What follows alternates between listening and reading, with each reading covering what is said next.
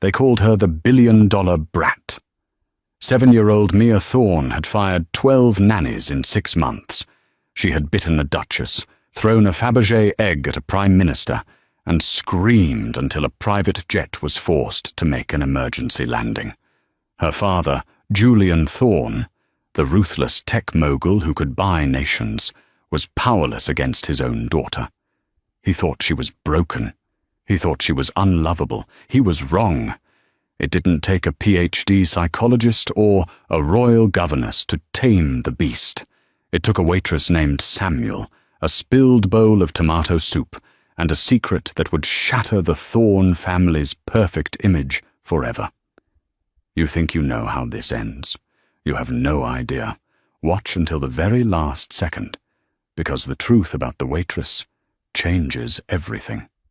The sound of shattering baccarat crystal silenced the entire dining room of l'Orangerie, the most exclusive restaurant in Manhattan. It wasn't just a glass. It was a statement. At table 4, the table permanently reserved for the city's elite, sat Julian Thorne. At 38, Julian was the CEO of Thorne Dynamics, a man whose face graced the cover of Forbes and Time more often than movie stars. He possessed a jawline sharp enough to cut diamonds and a bank account that could solve world hunger. But right now, he looked like a man defeated by a force of nature. That force of nature was 7 years old, wearing a velvet dress that cost more than a Honda Civic, and currently holding a silver fork like a weapon. "I said I don't want the truffle pasta," Mia Thorne shrieked. Her voice wasn't just loud, it was piercing, a sonic weapon that made the wealthy patrons at neighboring tables wince. "It smells like old socks. Take it away." "Mia, please," Julian hissed, his face flushing a rare shade of embarrassed crimson. He adjusted his bespoke suit jacket, feeling the eyes of New York's high society burning into his back. "Chef Gustave made this specifically for you. Just eat 1 bite." "No." Mia swung her arm. The bowl of handmade pasta, garnished with white truffles worth $2,000, went airborne. It landed with a wet, sickening slap against the pristine white tuxedo jacket of the waiter passing by. The restaurant gasped.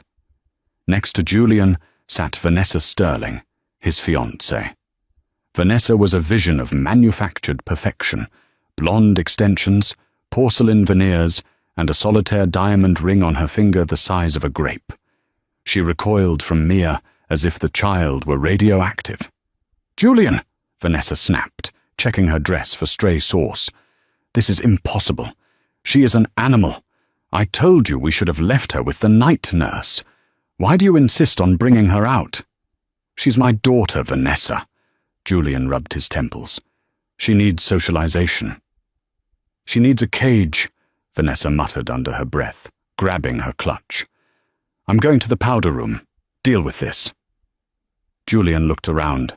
The maître d', a sweating man named Mr. Henderson, was approaching with a look of terrified apology. The waiters were freezing in place. No one wanted to approach table 4. The last waiter who tried to clean up a Mia Thorne mess had been kicked in the shins so hard he needed an ice pack. Mia stood on her chair, her face red, chest heaving. She looked like a tiny, angry tyrant. She grabbed a glass of water, ready for round 2. "Does anyone," Julian's voice boomed, desperate and commanding, "have a towel?" No one moved. The staff was paralyzed by the fear of the billionaire's wrath and the child's fury. Then a shadow fell over the table. "You're holding the glass wrong," a calm, smoky voice said. Mia froze. She blinked, looking up. Standing there was a waitress. She wasn't one of the senior staff. She was young, perhaps 24, with dark hair pulled back in a severe, practical bun. Her uniform was standard, black vest, white shirt, but it fit her differently. Her posture was rigid, military straight. Her name tag read Samuel. She wasn't holding a towel. She was holding a fresh tray of water glasses, and she hadn't flinched. Mia narrowed her eyes. sensing a new challenger. "Go away, servant, or I'll throw this at you." Julian opened his mouth to warn the girl, to tell her to back off before she got hurt or fired, but Samuel held up one hand, silencing the billionaire without even looking at him. Samuel looked the 7-year-old dead in the eye. She didn't smile. She didn't use a baby voice. She looked at Mia with a cold, analytical curiosity, like a scientist observing a volatile chemical reaction. "If you throw it overhand," Samuel said, her tone conversational, "you'll generate too much arc, and the water will disperse before it hits me. You'll just get the tablecloth wet. Amateurs make a mess. Professionals hit the target." The silence in the restaurant was deafening. Mia's mouth fell open. "What?" "If you want to hit me," Samuel continued, stepping closer, right into the danger zone, "you need to use a wrist flick motion. Tight, controlled. Like this." Samuel set her tray down. She picked up a spoon. With a movement so fast it was barely a blur, she flicked the spoon. It spun through the air and landed perfectly inside the empty water glass in Mia's hand with a soft clink. Mia stared at the spoon in her glass. She looked at Samuel. For the first time all evening, perhaps for the first time in years, she wasn't screaming. She was intrigued. "Who are you?" Mia whispered. "I'm the person who's going to take that glass from you now," Samuel said. She didn't grab it. She held out her hand, palm open. A challenge. "Unless you think you can do the trick?" Mia looked at the glass. She looked at the spoon. Slowly, the rage drained from her face, replaced by a child's intense focus. She tried to flick the spoon back. She failed. "Terrible form," Samuel critiqued flatly. "Sit down. Eat your bread. If you finish the bread without screaming, I'll show you how to throw a grape so it lands in your father's pocket." Mia sat down. Julian Thorne watched, his mouth slightly ajar. He watched his daughter, the terror of the Upper East Side, pick up a roll and begin to eat it quietly, her eyes glued to this waitress. Samuel turned to Julian. She didn't fawn over him. She didn't flirt. She looked at the tomato sauce on the floor with mild distaste. "I'll have someone clean this up, Mr. Thorne," she said coolly. "Try not to let her dehydrate. High sodium levels in the sauce trigger aggression."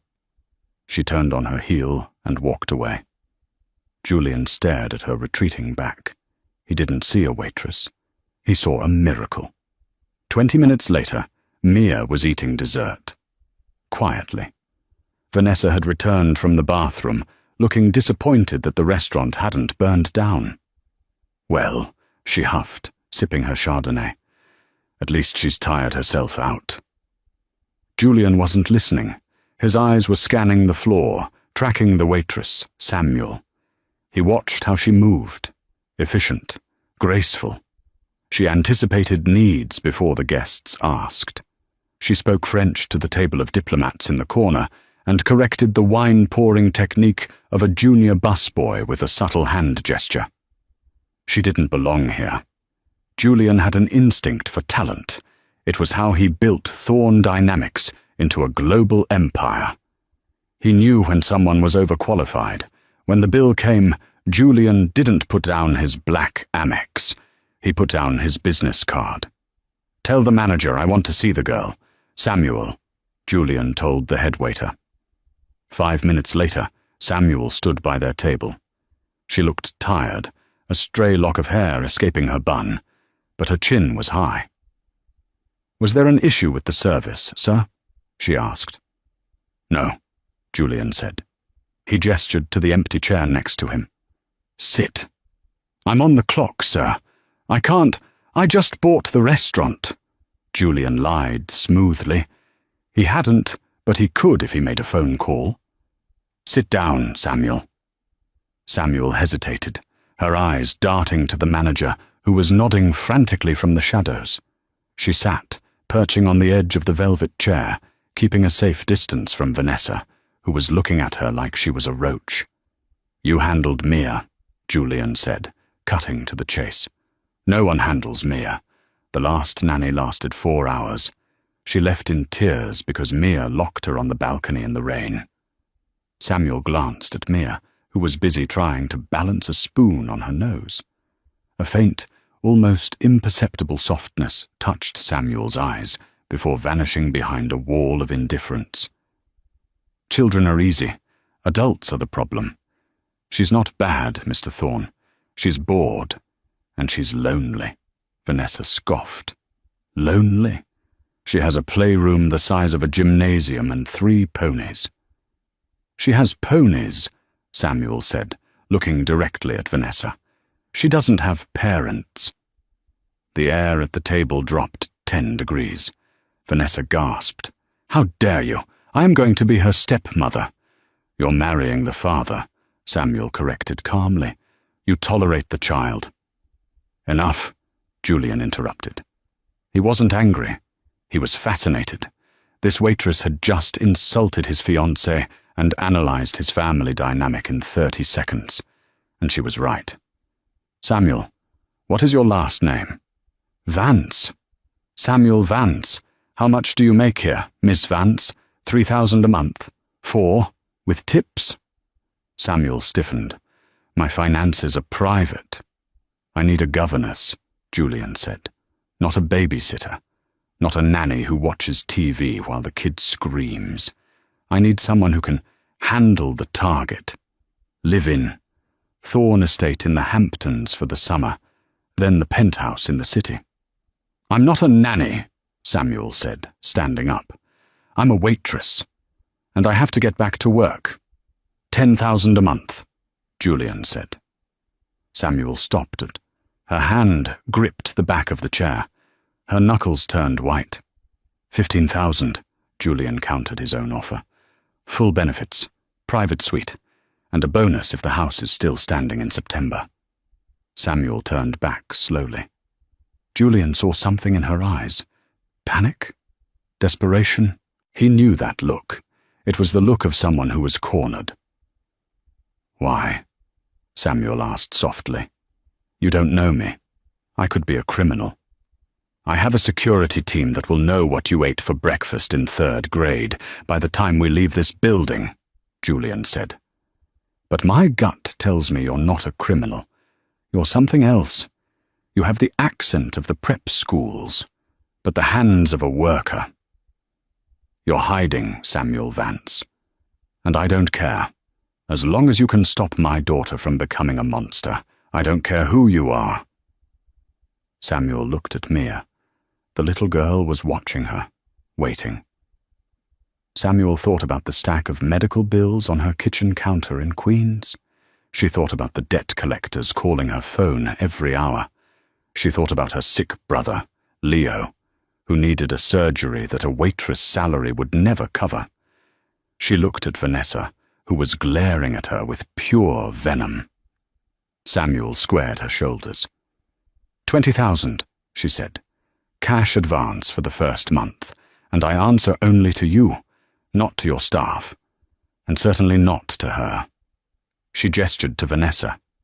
Vanessa looked ready to explode. "Julian, you cannot be serious." Julian pulled a checkbook from his jacket pocket. He wrote the numbers without breaking eye contact with Samuel. He ripped the check out and slid it across the white tablecloth. "Pack your bags, Miss Vance," Julian said. "The car picks you up at 8 a.m. tomorrow. Don't be late." Samuel took the check. Her fingers trembled slightly, but she hid it well. She had just sold her soul to the devil to save her brother. She just didn't realize that walking into the Thorne estate would be more dangerous than the life she was trying to escape. As Samuel walked away, Vanessa leaned in, her voice low and poisonous. "She won't last a week, Julian. I'll make sure of it." Julian took a sip of his wine. "We'll see." The Thorne estate in the Hamptons wasn't a house. It was a fortress disguised as a palace.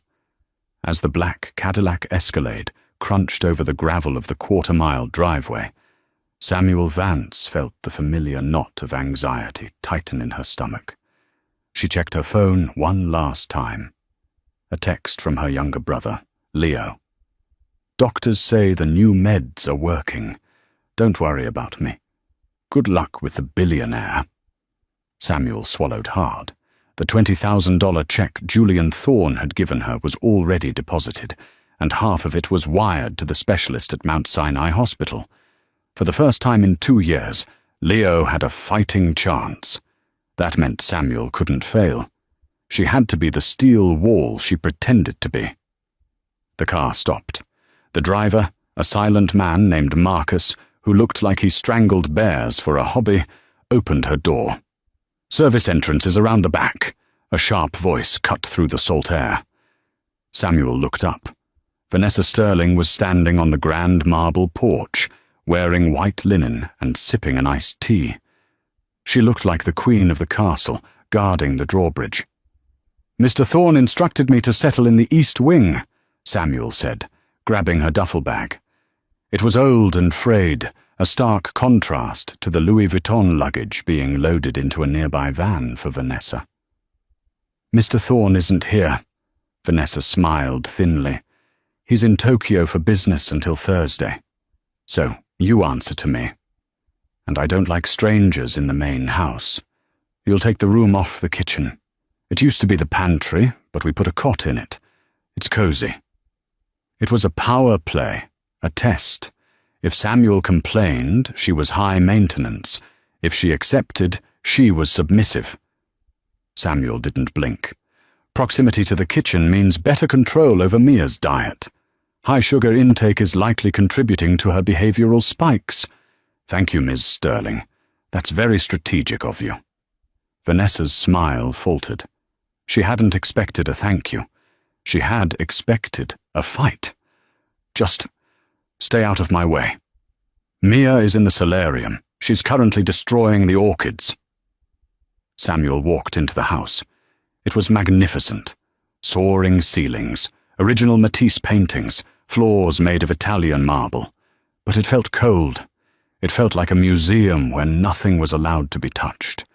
She found Mia in the solarium, a glass-walled room filled with exotic plants.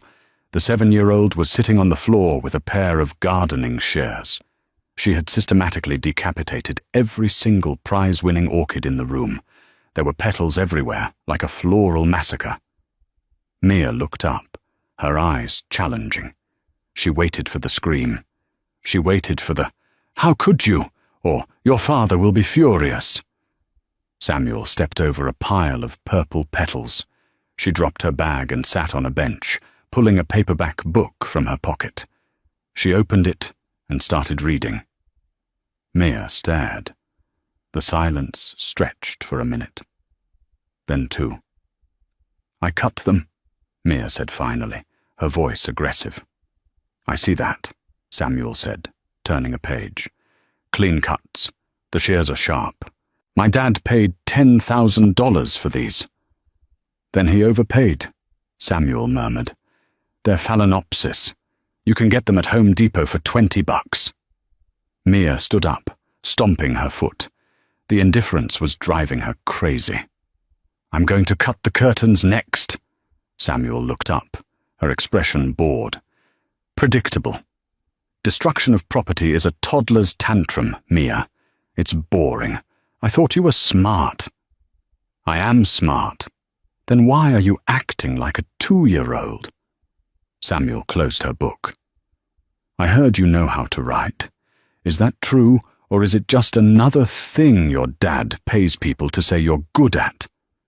Mia's face went red. "I'm the best rider in the club." "Show me," Samuel challenged. "I don't have to show you anything. You're the help. And you're a little girl standing in a pile of dead flowers." Samuel stood up. "I'm going to the stables. You can come, or you can stay here and explain to the gardener why you murdered his plants. Your choice." Samuel walked out. She walked with purpose, not looking back, praying her bluff would work. She counted the seconds. 1, 2, 3. "Wait for it." Running footsteps echoed on the marble. Mia burst past her, sprinting toward the back doors. "I'll beat you there!" Samuel exhaled, a small, genuine smile touching her lips. Step 1 complete. She had engaged the target. Now, she just had to survive the ride. 3 weeks later, the atmosphere in the Thorne household had shifted. It wasn't peaceful. It was more like a ceasefire in a war zone. But the screaming had stopped. Julian Thorne returned from Tokyo to find a strange silence in his home. He walked through the front door, expecting the usual chaos: crying staff, broken vases, Vanessa complaining. Instead, he heard laughter. He followed the sound to the library. Mia was sitting at the mahogany card table. Across from her sat Samuel. They were playing cards, but not Go Fish. They were playing Texas Hold'em. "I raise you 3 Oreos," Mia said, pushing a stack of cookies into the center of the table. Her face was a mask of intense concentration. Samuel didn't even look at her cards. "Bold move, but you're twitching your nose, Mia. You always twitch when you're bluffing. I call, and I raise you my dessert for tomorrow." "You're on!" Mia slammed her cards down. "Full house, kings over 7s. Samuel sighed and threw her hand into the muck. "You beat me? Again?" Mia cheered, sweeping the pile of Oreos into her arms. "I cleaned you out, Samuel. You're terrible at this." Julian leaned against the doorframe, stunned. "Since when does my 7-year-old gamble with baked goods?" Mia froze. She looked at her father. Usually, when Julian came home, Mia would run to her room or demand gifts. This time, she just grinned. "Daddy, I beat Samuel. She owes me chocolate cake."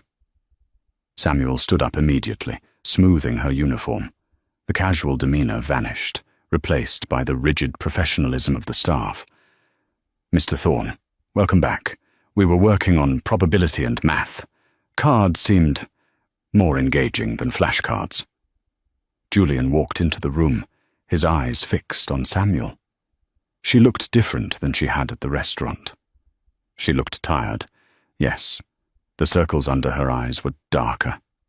But she looked alive. And Mia? Mia looked happy. "Math," Julian repeated, a hint of amusement in his voice. "Is that what we're calling it?" "She's learning quickly," Samuel said. "She has a mind for numbers." She calculated the pot odds on the turn. "I missed you, Daddy," Mia said, surprisingly. She didn't run to hug him. The Thornes weren't huggers, but she looked at him with clear eyes. "Samuel says you work so much because you're building a legacy. What's a legacy?" Julian felt a lump form in his throat. He looked at Samuel, who was busy tidying the cards, avoiding his gaze. "A legacy is something you leave behind. Something that lasts." "Like the pyramids?" Mia asked. "Something like that." Just then, the moment was shattered. Vanessa swept into the room, her heels clicking aggressively on the hardwood. She was holding a small velvet box, and her face was pale with rage. "Julian, thank God you're home!" She glared at Samuel. "We need to call the police." The temperature in the room plummeted. "Vanessa," Julian sighed, loosening his tie. "What is it now?" "My diamond tennis bracelet," Vanessa hissed, holding up the empty box. "The vintage Cartier. It's gone. I left it on my vanity this morning. I went to the spa, and when I came back, it was gone." She pointed a manicured finger at Samuel. "She was the only one on the second floor today." Samuel went rigid. "I haven't been in your room, Miss Sterling. I've been with Mia all day." "Liar!" Vanessa shrieked. "I've seen you eyeing my jewelry. A waitress from Queens with a mountain of debt. Do you think we're stupid? Julian, search her bag. Search her room." Mia stood up on her chair. "Samuel didn't take it. She was with me. We were riding horses." "Hush, Mia," Vanessa snapped. "You don't know what people like her are capable of." Julian looked at Samuel. He saw the colour drain from her face. He saw the slight tremble in her hands, not from guilt, but from fear. He remembered how desperate she had been for the money. "Samuel," Julian said, his voice low. "Did you take the bracelet?" Samuel looked him in the eye. "No, sir, I did not." "Then you won't mind if we check your room," Vanessa said triumphantly. "If you're innocent, you have nothing to hide." Samuel hesitated. That hesitation was all Vanessa needed. "See?" Vanessa cried. "She's hiding it." "I'm not hiding the bracelet," Samuel said quietly. "But my room is a private." "Not in my house," Julian said. He wasn't angry, but he was firm. He needed to know. "Vanessa, come with me. Samuel, stay here with Mia." "No!" Mia grabbed Samuel's hand. "I'm coming too." The procession moved to the small room off the kitchen. It was a cramped space, barely big enough for the cot and a dresser. It was clean, military neat. Vanessa tore through the drawers. She threw Samuel's modest clothes onto the floor. She ripped the sheets off the bed. "It has to be here," Vanessa muttered. She grabbed Samuel's duffel bag from under the bed and unzipped it, dumping the contents upside down. Books fell out. Advanced anatomy, neuroscience for surgeons, organic chemistry. And then a pile of pill bottles. Vanessa grabbed one. "Drugs, I knew it! She's a junkie!" Julian stepped forward and took the bottle from Vanessa. He read the label. It wasn't narcotics. It was tacrolimus, an immunosuppressant.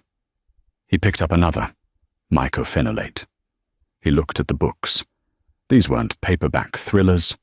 They were heavy, expensive medical textbooks, heavily annotated with notes in the margins in precise handwriting. "These aren't drugs for getting high," Julian said, his brow furrowing. "These are anti-rejection meds, for organ transplants."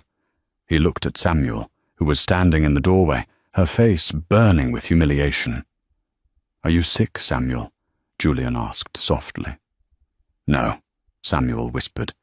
"They're for my brother." "Leo," Vanessa scoffed. "Oh, please, the sick relative story? That's the oldest trick in the book." "Check the inside pocket," Samuel said, her voice shaking with suppressed rage. "Of the bag, the side pocket." Julian reached into the empty duffel bag. He felt something hard and cold. He pulled it out. It wasn't the bracelet. It was a stethoscope. A high-end Littman cardiology stethoscope. Engraved on the metal bell were the words, "Dr. Samuel Vance."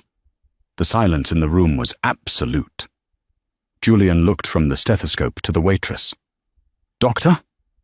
Samuel stepped forward, snatching the stethoscope from his hand. "I was a resident, a surgical resident. 2 years ago." "What happened?" Julian asked. "My parents died," Samuel said, her voice devoid of emotion, a shield against the pain. "Car accident. Leo survived, but his kidneys were crushed. He needed a transplant. The insurance maxed out. I had to drop out of residency to take care of him. I needed cash, fast. Residency pays nothing. Waitressing pays tips. And dealing with rich, entitled brats pays even better." She looked at Vanessa. "I didn't steal your bracelet. I don't need your jewelry. I need my salary. Now if you're done trashing my privacy, get out of my room." Vanessa stood there, mouth agape, holding a bottle of pills. She looked foolish. Suddenly, a small voice piped up from the hallway. It was the housekeeper, Mrs. Higgins. "Mr. Thorne?" Mrs. Higgins held up a shimmering diamond object. "I found this in the laundry chute. It was tangled in Miss Sterling's silk robe. It must have snagged and fallen in when she undressed." Vanessa went pale. Julian took the bracelet from Mrs. Higgins. He looked at Vanessa. The look was cold, colder than the one he gave his business rivals before he destroyed them. "You accused this woman of theft," Julian said. "You invaded her privacy, And you did it in front of my daughter. Julian, it was an honest mistake, Vanessa stammered. Apologize, Julian commanded. What? Apologize to Dr. Vance. Now. Vanessa turned to Samuel. Her face was contorted with humiliation. I'm sorry. Don't apologize to me, Samuel said, kneeling down to pick up her medical books. Apologize to Mia. You just taught her that it's okay to blame the staff for your own incompetence. Samuel stood up, clutching her stethoscope. She looked at Julian. I'll take Mia to get ice cream. We need some air. She walked out, holding her head high. Mia ran after her, grabbing her hand. Julian stood in the small, messy pantry. He looked at the medical textbooks on the floor. He realized then that he had absolutely no idea who Samuel Vance really was. But he knew one thing. She was the most impressive person he had ever met. And for the first time in years, Julian Thorne felt something dangerous. He felt intrigued, but as he watched Samuel leave, he didn't notice Vanessa's eyes. They weren't just angry anymore. They were hateful. Vanessa had been embarrassed. She had been bested. And now she realized that the waitress wasn't just a nuisance. She was a threat, and Vanessa Sterling eliminated threats. She pulled out her phone and sent a text to a number she hadn't used in a long time. I need a background check. Deep dive. Dig up the dirt on a Dr. Samuel Vance. I don't care what it costs. Find me something I can use to destroy her. The Thorne Foundation annual charity gala was the event of the season. Tickets cost $50,000 a plate, and the guest list read like a who's who of global power. Senators, tech moguls, Hollywood royalty. Vanessa had insisted Samuel attend. We need someone to watch Mia, Vanessa had said sweetly over breakfast, her eyes glinting with a predatory light. She's presenting the flower bouquet to the senator. I can't be distracted. You'll wear a uniform, of course. Stay in the shadows. But when the night arrived, the uniform Vanessa had ordered from the agency was lost, conveniently.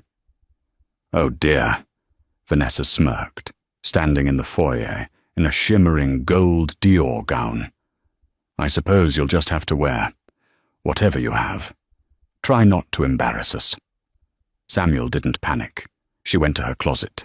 She didn't have designer gowns, but she had her mother's vintage black silk slip dress from the 90s.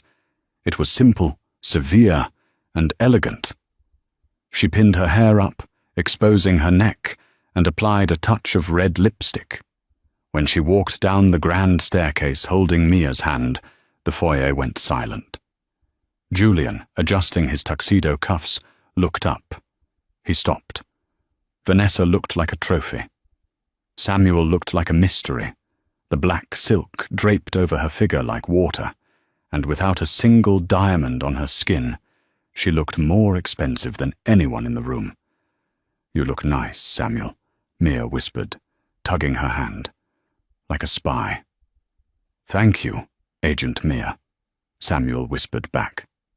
At the gala, held in the grand ballroom of the Plaza Hotel, Samuel stayed in the background, as instructed.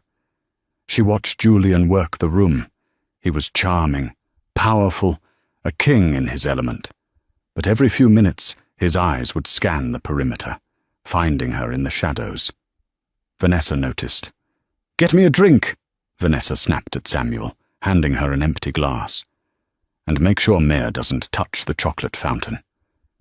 Samuel took the glass. She was walking toward the bar when a commotion erupted near the head table. He's not breathing! A woman screamed. The music stopped. The crowd parted. Senator Miller, the keynote speaker, and a man vital to Julian's business interests, was clutching his throat, his face turning a terrifying shade of purple. Call 911, someone shouted. He's choking! Julian rushed forward, but his security team held him back.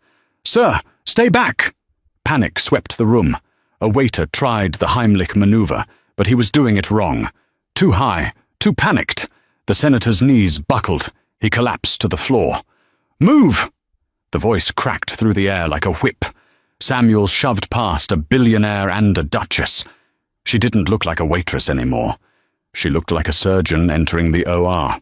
She dropped to her knees beside the senator. She checked his airway. It's not food. His airway is closing. Anaphylaxis. Did he eat shellfish?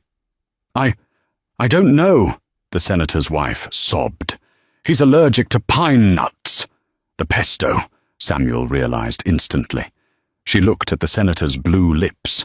He's in anaphylactic shock. His throat is swelling shut. He has about 30 seconds before cardiac arrest. "Where is the EpiPen?" Samuel shouted at the wife. I left it in the coat check. We don't have time." Samuel looked around. Her eyes landed on the waiter's tray, a steak knife, a bottle of high-proof vodka, and a cocktail straw. "Julian," Samuel looked up, locking eyes with the billionaire. "I need you to hold his head, now," Vanessa shrieked. "What is she doing? She's going to kill him. Get her away." "Do it," Samuel commanded Julian. Julian didn't hesitate. He ignored his fiancée. He ignored his security. He dropped to the floor in his $5,000 tuxedo and clamped his hands around the senator's head. "I'm going to perform a cricothyrotomy," Samuel said, her voice terrifyingly calm. "I have to open an airway." "Do it," Julian said. The room watched in horrified fascination. Samuel poured vodka over the steak knife. She palpated the senator's neck, finding the membrane between the thyroid and cricoid cartilage. "Sorry, Senator," she whispered. She cut. Blood welled up, bright red against the white marble floor. The crowd gasped. Vanessa turned away, retching. Samuel didn't flinch. She made a precise incision. She grabbed the plastic cocktail straw, snapped it to create a sharp angle, and inserted it into the hole in the senator's throat. She leaned down and listened. Hiss. The sound of air rushing into the lungs. Senator Miller's chest heaved. The purple faded from his face. He took a ragged, desperate breath. Samuel sat back on her heels, her hands covered in blood. "He's breathing. Keep him stable until the paramedics get here." The ballroom erupted. Not in applause, but in shock. Julian looked at Samuel. There was blood on her cheek. She was trembling now, the adrenaline dump. He reached out and took her bloody hand in his. "You saved him," Julian breathed.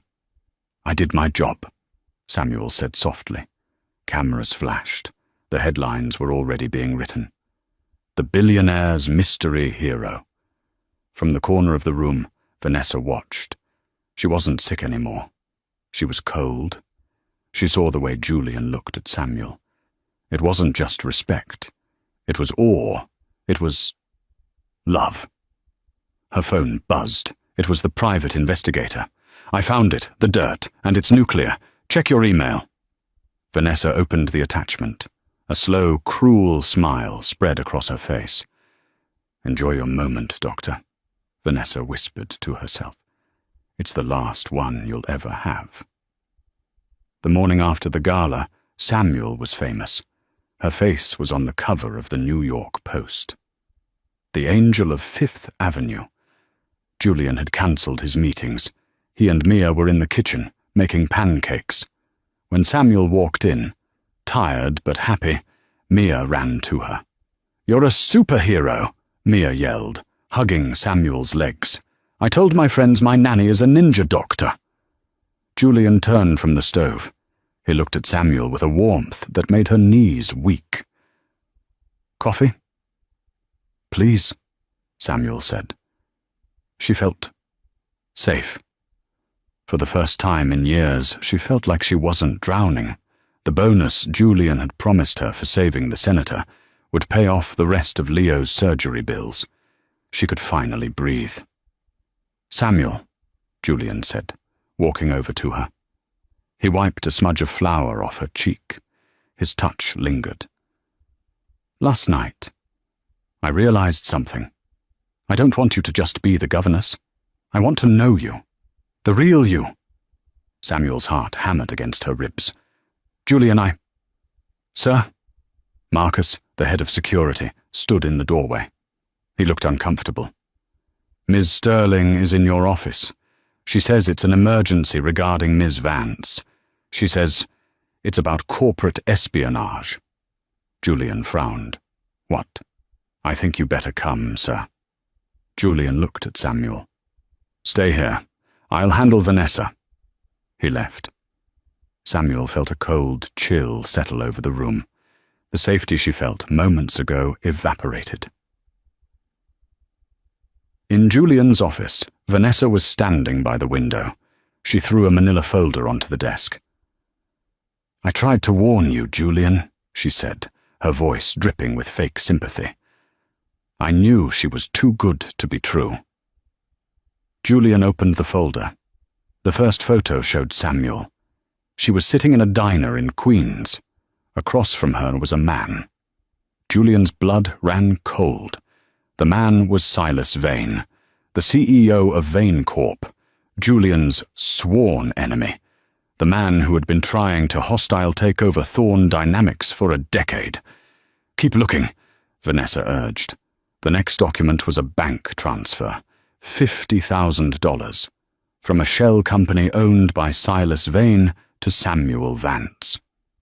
She didn't drop out of residency because she was poor, Julian, Vanessa lied, weaving the truth into a poison.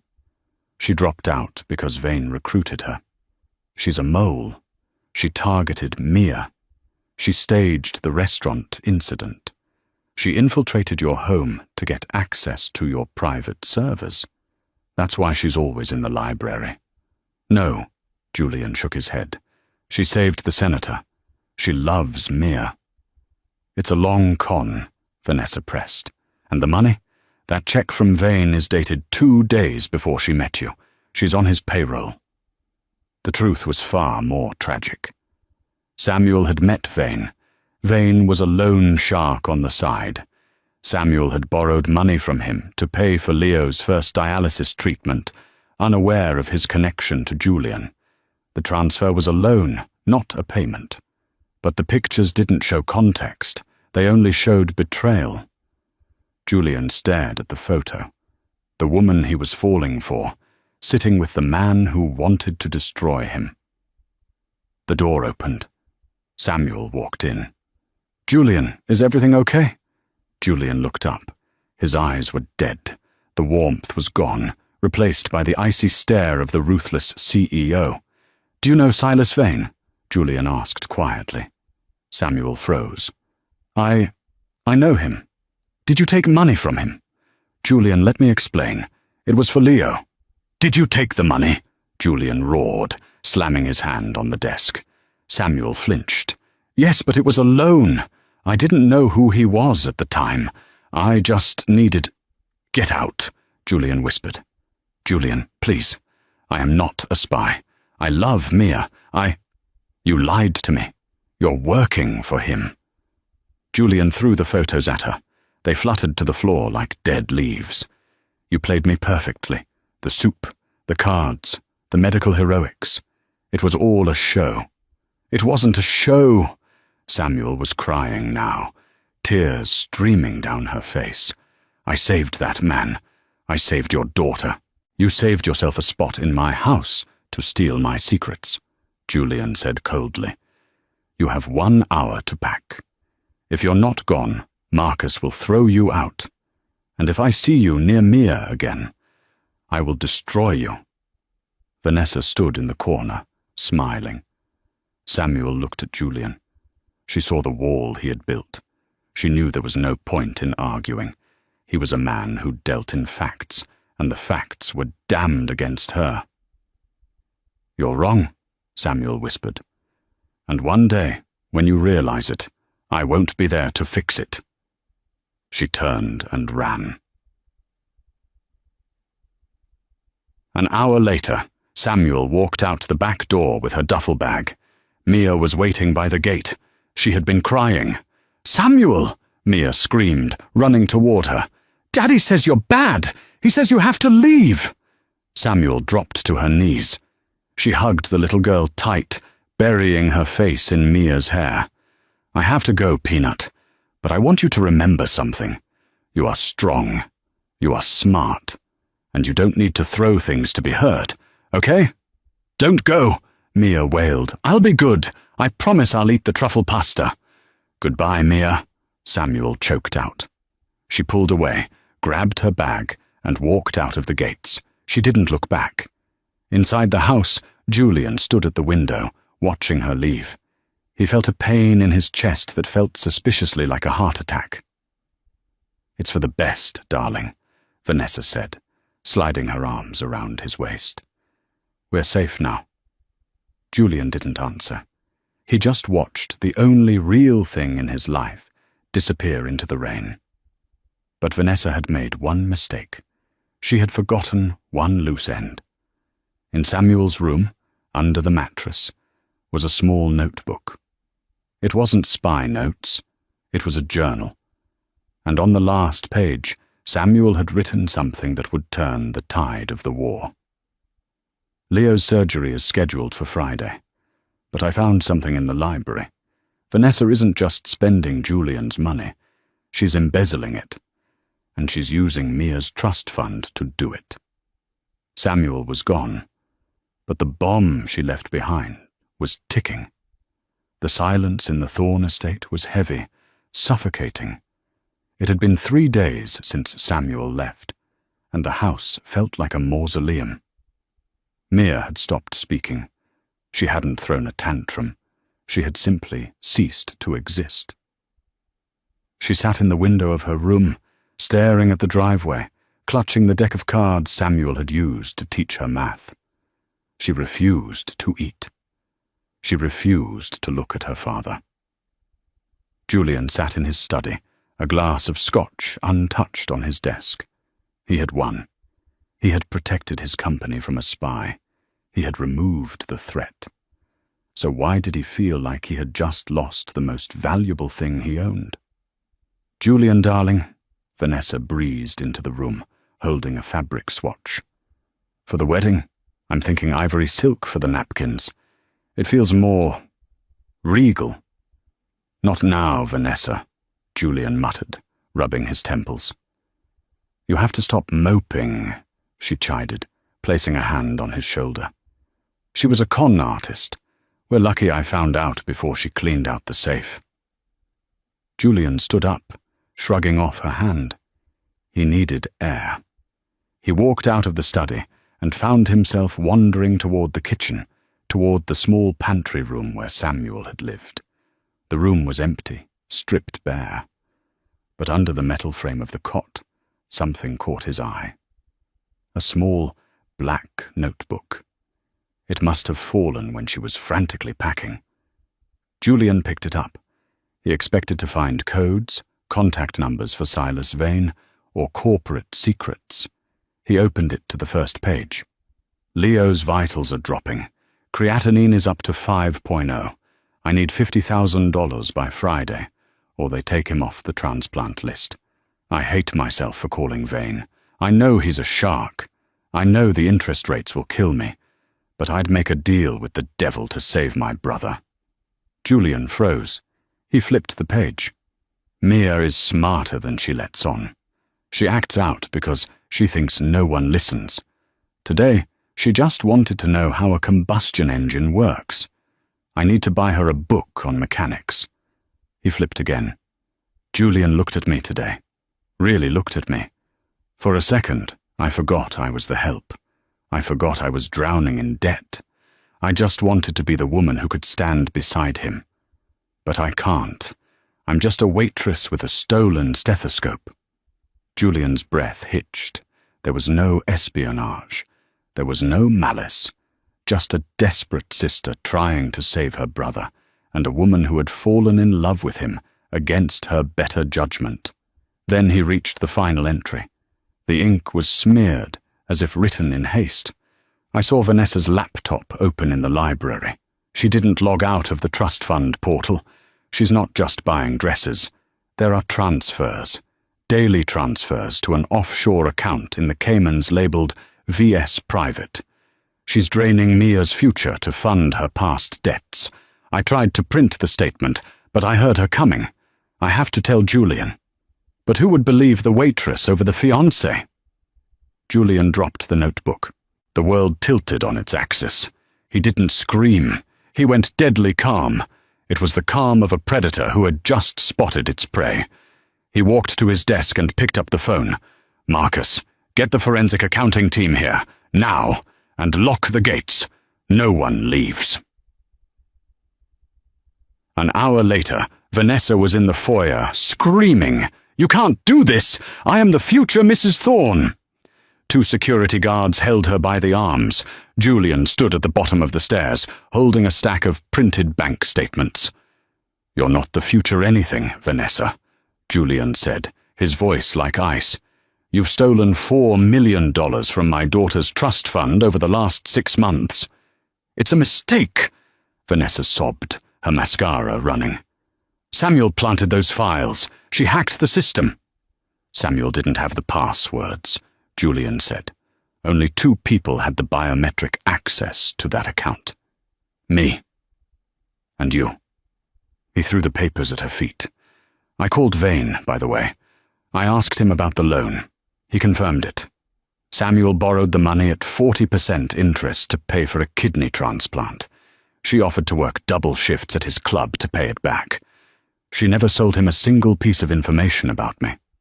In fact, Vane told me she refused to answer questions about my private life." Vanessa's face crumpled. The mask of the sophisticated socialite fell away, revealing a scared, greedy grifter. "Julian, please," she begged. "I have gambling debts. I was going to pay it back once we were married." "Get her out of my sight," Julian commanded the guards. "The police are waiting at the gate." As they dragged Vanessa away, kicking and screaming, Julian didn't watch. He turned to Marcus. "Where is she?" Julian asked. "Sir?" "Samuel, find her. Track her phone. Check the hospitals. Her brother's surgery was today." "On it."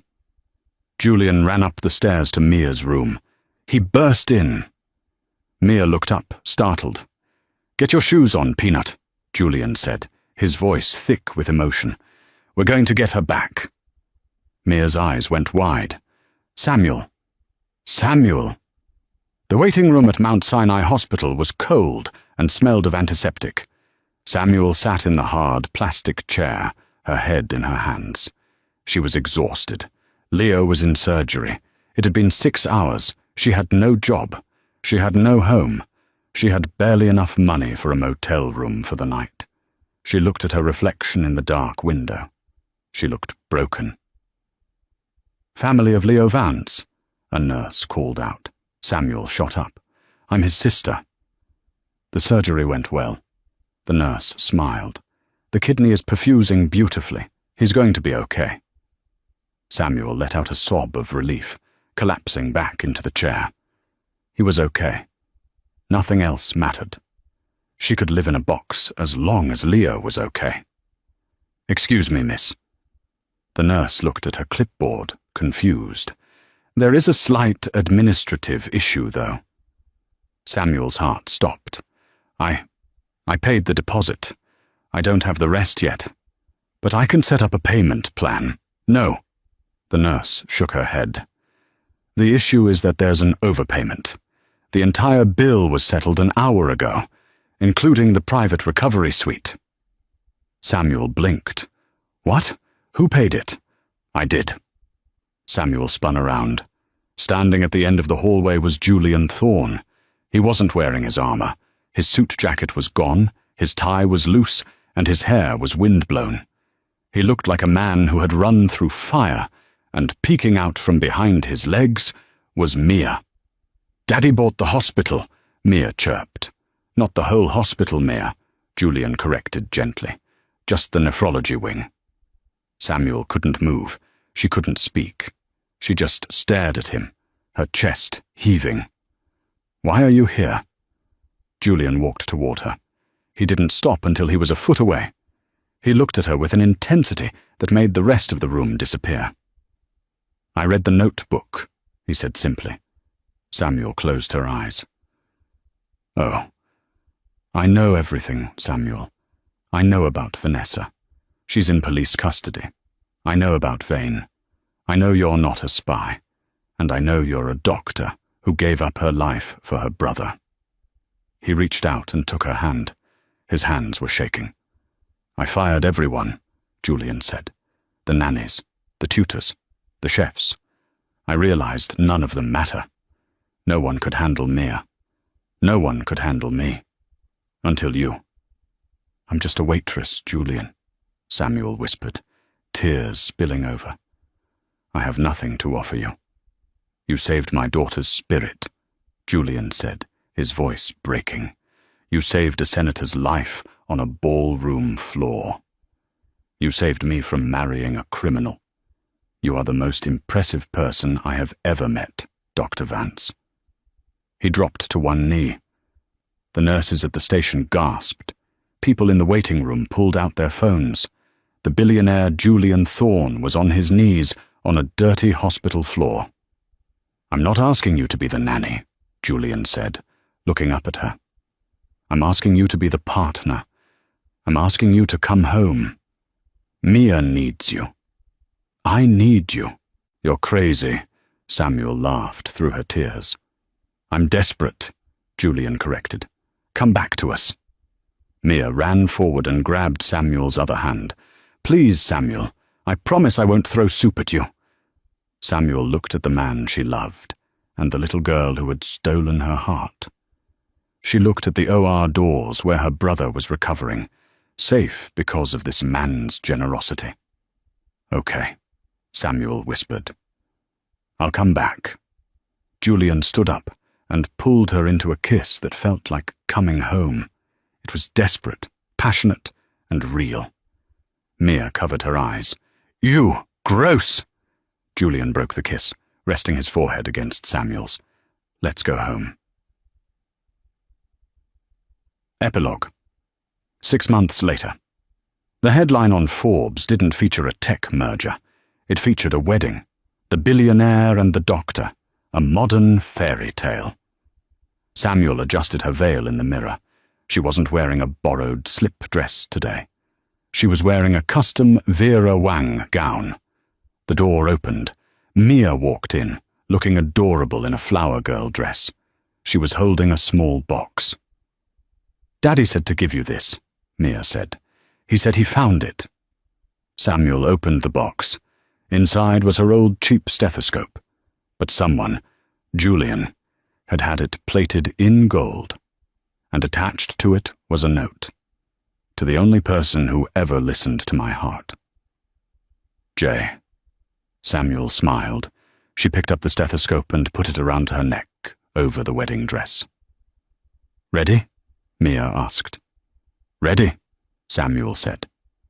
She took Mia's hand and walked out to meet her future. She had started as the waitress at table 4, the girl no one noticed. Now, she was the woman who had done the impossible. She hadn't just handled the billionaire's daughter, she had healed a broken family. And Vanessa? Rumor has it she's working the lunch shift at a diner in New Jersey, and she just got fired for spilling soup on a customer. Karma, as Samuel knew, was served best, hot. And that is the story of Samuel, the waitress who conquered the billionaire's world, not with money, but with grit, intelligence, and a heart of gold. It's a powerful reminder that status, wealth, and titles mean nothing if you don't have integrity. Vanessa had the diamonds, but she had a hollow soul. Samuel had nothing but debt, yet she possessed the richness of character that money can't buy.